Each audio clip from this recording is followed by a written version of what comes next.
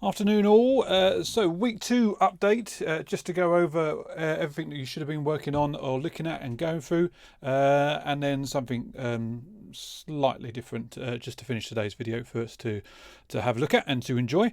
So L6th first, what you need to be doing as we head into Easter, which seems a bit weird because we've been off for 2 weeks already, but is continue developing your max core games. All right, so some of you have put your updates up. Thank you very much for those. If you haven't done your update, please make sure it's going up on Moodle as soon as you can. That's overdue now. And then carry on developing that. So those of you that have got access to Stencil and can build your game through, what we'd like to see after Easter is some workings of your game and maybe a little bit of a preview of how some of your elements are coming together. If you haven't got access to Stencil, then you should be focusing on creating all of those assets. You can do your animations, you can do your sounds, you can do your backdrops in a number of different ways, from stuff that's just web-based or office applications, anything like that you can work on. So make sure that's coming through. What we'd like you to do over Easter is to focus on the games theory work that Chris has been doing with you and going through with you on the videos on his channel.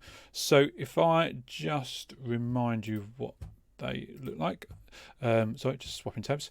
So you'll see that you've got games development theory A, B, C and D went up last night. And within each of those, you've got a couple of questions that Chris has posed for you. And what we'd like you to do is to complete those and answer those in a slideshow or in a PowerPoint. And if you kind of work out roughly a slide to a question, there's about 2 or 3 questions in each video, so that you can go through and you should be able to answer those and put those kind of responses together.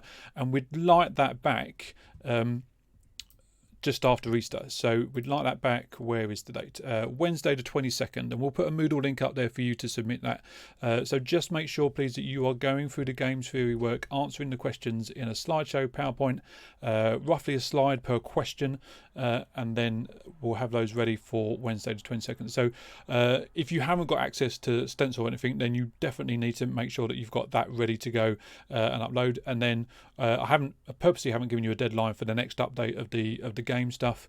I will let you know what that is after Easter, but make sure please that you are still carrying on and working. Upper 6th, nice and easy. You have a video that has set your Unit 5 work for assignment 2 yesterday. Okay, that was delivered from me. So you've got resources on that video, you've got links to different bits and pieces that you need to look at and go through. Make sure you watch the video all the way through so that you understand the task, and then look at the templates, look at the work that I've given you. If you've got any questions on those after that, then obviously let me know.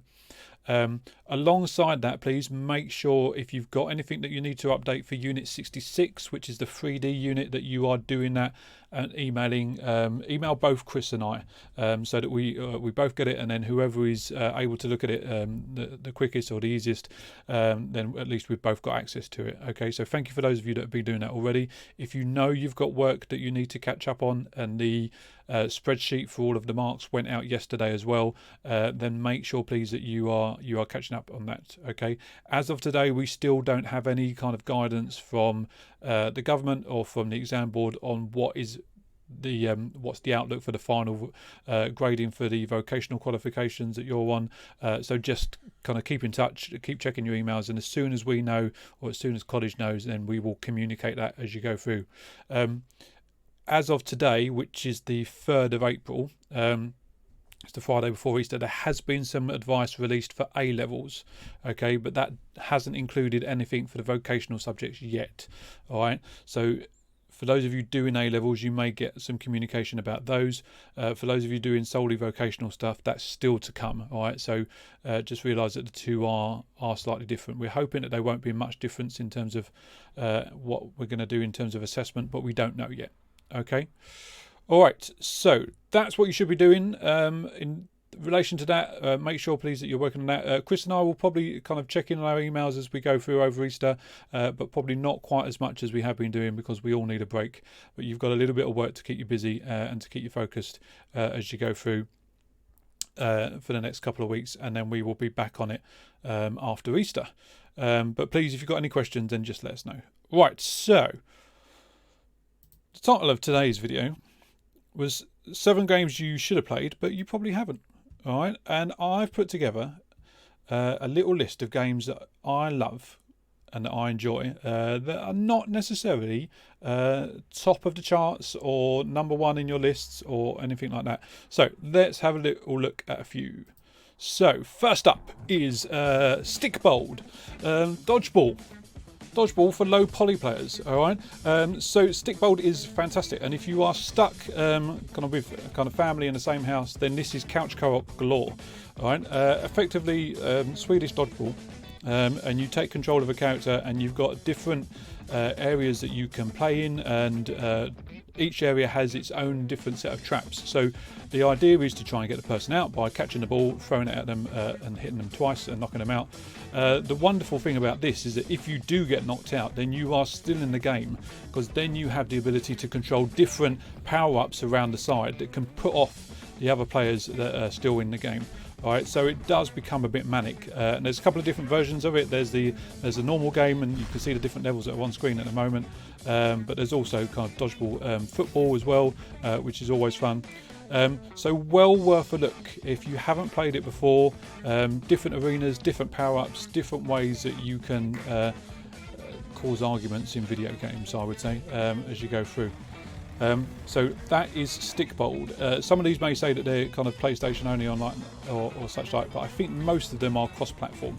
So if you're on the Switch, if you're on different bits and pieces, then you should be able to play. Okay, Stickbold is definitely cross-platform, so you can pick it up anywhere. All right, so there's your first one. You may know it, you may not. I don't know, but it's well worth it. It's well worth a look as you go through, and you might be looking for something to do, something that's a little bit different, a little bit off the wall. All right, second on my list of 7 is slightly more well known, I would suggest, but Burnout Paradise. So Burnout Paradise was originally on the PlayStation 3, for me anyway. It's probably on other platforms as well, but this is the remastered version that came out just a little while ago. Well, it's probably almost a couple of years ago now, saying that. But it's just glorious driving fun. And if you're into driving games or anything like that, then this doesn't take itself too seriously. There's loads of different cars and different setups that you can play around with. And there are loads of different modes, so you can kind of do takedown races where you're trying to kind of knock each other off the road. Beautifully kind of illustrated there in that, or there's kind of normal races, or there are stunt races. It also comes with all of the DLC, so you have toy cars, you have the bikes, you have some of the different cars that you can see from the movies and what have you that they've developed, and it's just excellent fun. It's got online capabilities as well, which is really slick. It doesn't kind of have any lobby or setup like that. You're just kind of driving around, you'll see that you've got an online race, you click a button and you're into the online space as well. And it's just great fun. There's so much to do because it's a vast map as you go through the whole place, but well worth a look if you've not looked at it before and into your driving games. Okay, next up, I can't remember the next one. Number 3 is, I made this too long, the Adventure Pals. Who doesn't want to play a platformer where you get to try and rescue all of the grandparents and all of the old people from your town who have been kidnapped by an evil enemy and turned into hot dogs? Of course they have, because what else would you do on a day like this? But not only that, you have in your arsenal a giraffe in your backpack that allows you to fly through its tongue flapping around, and you have your best friend that's a pebble that you can use to attack with. If I haven't sold you by this point, then you shouldn't be watching this game, because it's just glorious. It's also got a co-op facility within it as well, so you can play it with 2 of you, and you've got similar power-ups and different bits and pieces as you go through, and it's just great fun, and it's quite challenging, as you can see, and the art style is unique, shall we say. Some of the characterization in this is just fantastic, and the way that they've developed it and the way that they've made it kind of accessible in a number of states, so you can play this with all of the family. All right, so the Adventure Pals is number 3 on the list. Right, next up is, now this is a bit of a change of pace, and I'm trying desperately to remember what the name of it is. The Gardens Between. The Gardens Between?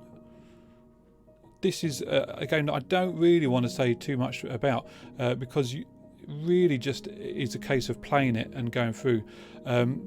It's a puzzle game more than a platformer, and you have these glorious different levels that you can see on screen at the moment, and as you go through, and the great thing about this is that you get to control the flow of time, and how that kind of works and how that helps you solve the puzzles. So it might be that you're kind of moving back and forth to kind of solve a puzzle, to solve a clue, to make something activate, to make something work properly. And it's a challenge for the brain as well as a treat for the eyes as you go through. It's really worth just to sit down and play through and just have a go. Some of the puzzles I found really quite challenging, trying to work out how you can use that time space to change the vista that you're in, to change the setup as you go through. All right, the Gardens Between. I was right. Good.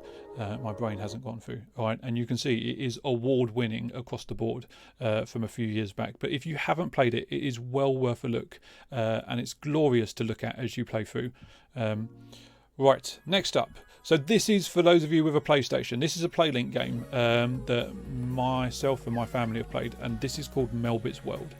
So PlayLink games, you can basically download the app on your phone, Android or iOS, either is fine, and you use those on your Wi-Fi, and you link it into the game as you set it up. They're really easy to set up. You use your phones as the controller, and this is a 4-player game, and each player has control of a different element within the world. So that may be you working to kind of open and shut a bridge, for instance, or move up and down a cube so that your characters can walk on it. The trickiest ones are when you need to maybe rotate a log or something like that so that you get it in the right place at the right time. And it's simple as you need to get your characters and your team from one point on the map to the next point on the map.